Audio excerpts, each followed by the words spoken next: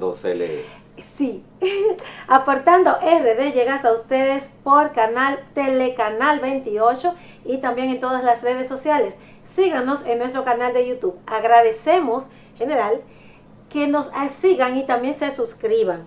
Es totalmente gratis y con esto pues pueden disfrutar de todos nuestros contenidos.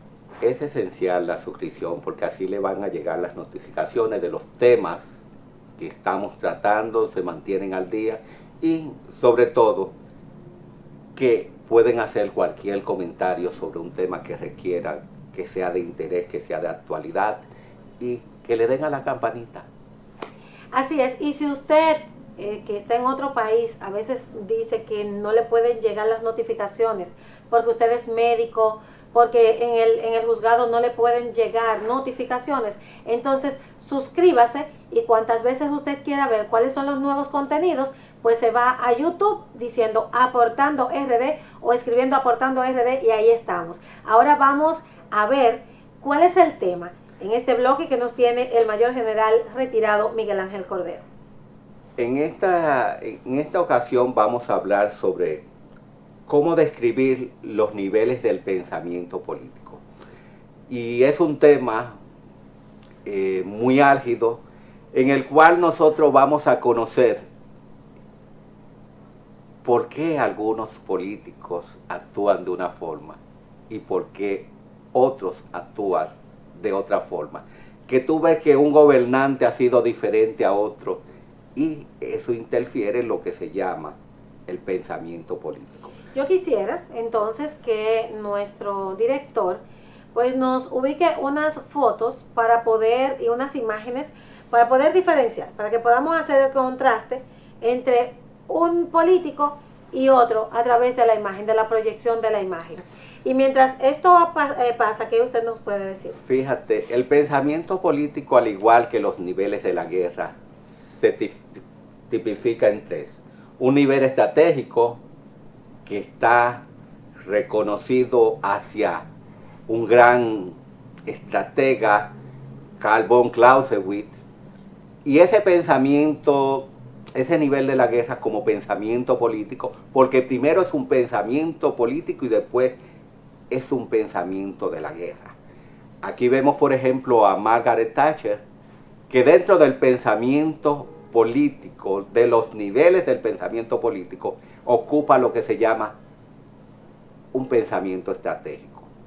Ese pensamiento estratégico la configura ella como lo más alto a nivel de poder de decisión, pero sobre todo en el ámbito de su desarrollo, de sus funciones, que es lo que le permitió a ella llegar a la cima. Ese pensamiento político vamos a ver que también está el nivel operacional, pero el nivel táctico. Entonces, yo les digo a ese gran público que nos sigue, que hay gobernantes que tienen un pensamiento estratégico, unos tienen un nivel operacional y hay otros que tienen un nivel táctico. ¿En qué se distingue uno del otro? El pensador estratégico se queda arriba en lo que es precisamente el ámbito de las relaciones internacionales. Aquí tenemos, por ejemplo, a Franklin Delano Roosevelt, 4 veces presidente de los Estados Unidos. Y Franklin Delano Roosevelt hurgó en los tres pensamientos. Fue un estratega. ¿Por qué? Porque el haber tomado unos Estados Unidos precisamente devastado por la depresión económica del 29, tomó en 1933 al 1945 y mejoró totalmente la economía de los Estados Unidos, aunque hubo una falla en el 37, pero también la superó. Franklin Delano Roosevelt fue el artífice prácticamente de lo que fue la Carta del Atlántico y que posteriormente viene a consumar algunos principios de los derechos humanos y de la Carta de la ONU. Pero en ese pensador, Franklin Delano Roosevelt, que hurga en los tres niveles, estratégico, operacional y táctico, porque llegó a la planificación y bajó al nivel de abajo, tanto en el ámbito económico como en el ámbito militar, a través de la Segunda Guerra Mundial. Dijo, esto es lo que yo quiero. Y se reunió posteriormente con Churchill, Winston Churchill, de Inglaterra, para determinar qué se iba a hacer después si ellos ganaban la Segunda Guerra Mundial, y es donde se firma lo que es la Carta del Atlántico. Vamos a ver otra imagen, por favor, Máster. Vamos a ver si tenemos una de las imágenes ya la próxima, por favor, para que podamos entonces determinar estratégicamente. Aquí tenemos, por ejemplo, la imagen de Mao Zedong y la imagen de Xi Jinping, dos pensamientos totalmente diferentes. Mao Zedong tenía un pensamiento exclusivamente táctico. Ese pensamiento táctico, ¿cómo lo conocemos, cómo lo reflejamos? Ese pensamiento llegaba exclusivamente hacia lo que es la visión de él, era el campo solamente, la agricultura. En cambio, la de Xi Jinping, una proyección más amplia. La famosa ruta de la seda es una proyección de un pensamiento estratégico, pero no solo estratégico, porque la ruta y la planificación para la activación de esa herramienta, la planificación también se involucra. Podríamos decir entonces que Xi Jinping tiene un pensamiento estratégico y operacional. En esta imagen vamos a ver a Lenin y a Stalin. Ambos tienen un pensamiento estratégico a través de la ideología, la forma como mercadearon lo que es la ideología y el pensamiento del comunismo, pero también tuvieron un pensamiento operacional y táctico, porque pelearon en las contiendas bélicas y trabajaron el proceso de planeamiento durante toda su estancia para poder consolidar lo que fue la Unión de Repúblicas Socialistas Soviéticas. Ya tenemos, comparando todos estos... Tenemos otra imagen, la próxima. Vamos a ver si no se quedó atrás. Sí, nosotros es importante, general, que cada pensamiento también se ha enmarcado con la época en que ellos pues hicieron su auge, o sea que tuvieron gran auge y que vivieron ubicados también en el tiempo político, en la época. Sí, nos preguntamos, por ejemplo, en República Dominicana, los pensamientos de los políticos desde la creación de la República. Pedro Santana tuvo un pensamiento operacional y táctico en contiendas bélicas, nunca llegó al nivel estratégico. Juan Pablo Duarte tenía un nivel estratégico única y exclusivamente, y la muestra está que nunca combatió. Duarte nunca tiró un tiro. Tenemos a Luperón, Gregorio Luperón, que tuvo un pensamiento estratégico, operacional y táctico.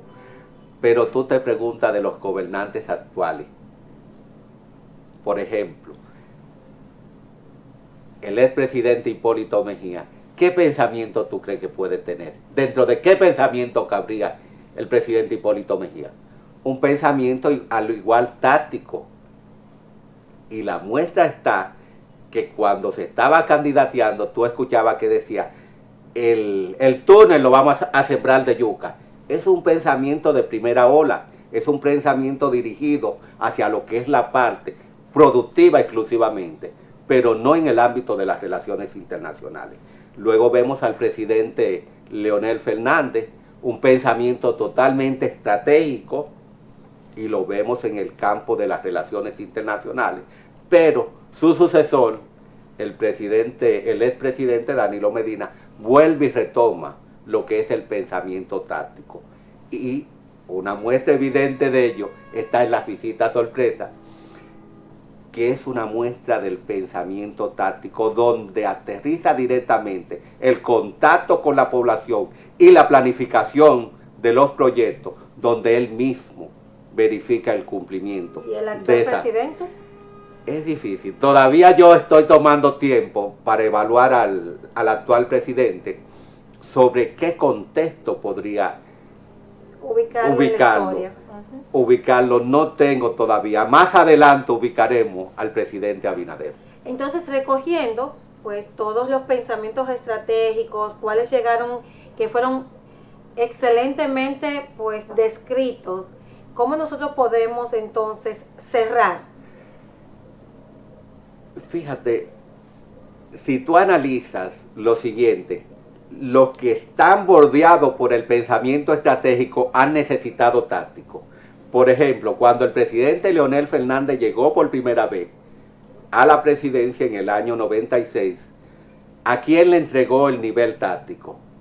A su secretario de la presidencia, a Danilo Medina. Le dijo, encárgate de todo lo del partido, encárgate de todo lo de abajo, que yo me encargo de lo de arriba.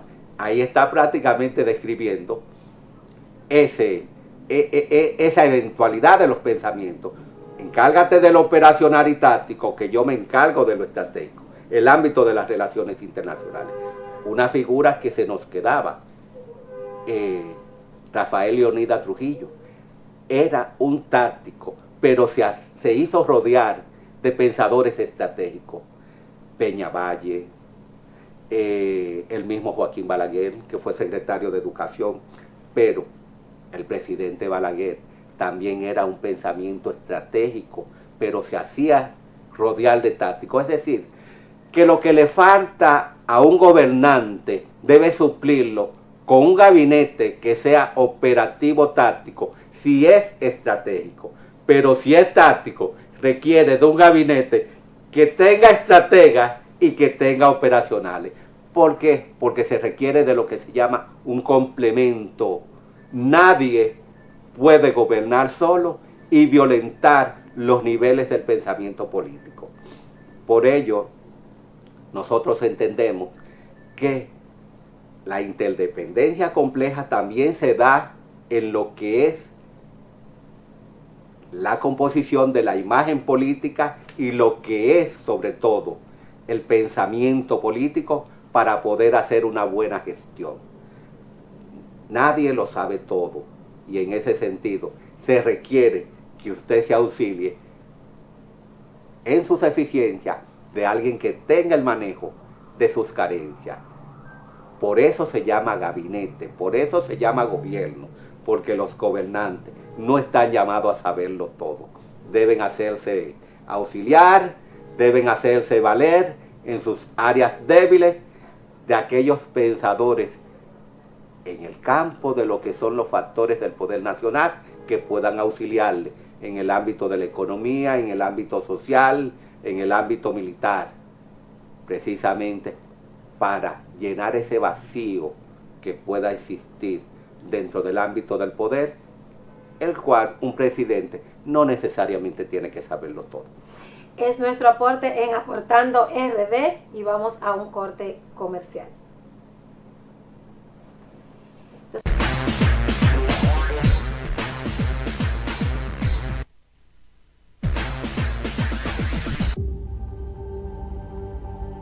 Para prevenir el cólera, se recomienda lavarse las manos con agua y jabón después de ir al baño y antes de cada comida. Consumir alimentos bien cocidos y preparados con agua potable. En todos los casos, para mayor cuidado, hervir el agua antes de consumirla. Si tienes evacuaciones diarreicas acuosas varias veces al día, mantenerte bien hidratado y acudir inmediatamente al centro de salud más cercano. Protégete del cólera. Juntos contra el cólera. La prevención es un asunto de todos. Ministerio de Salud Pública. Nuestros servicios más cerca de ti.